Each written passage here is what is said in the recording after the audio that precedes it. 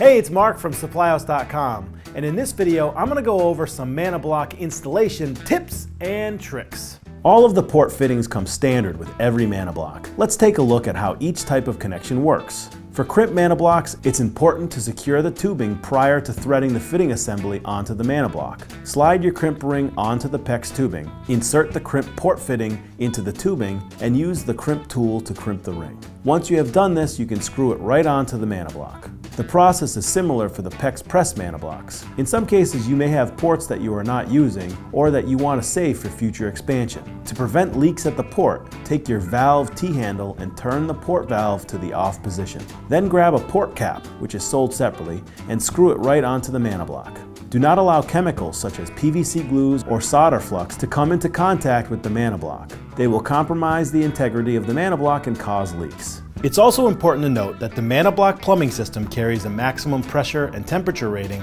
of 100 psi at 180 degrees Fahrenheit. Excessive pressure to the Manabloc will cause leaks. For more information, visit the resources at supplyhouse.com or email us with any questions.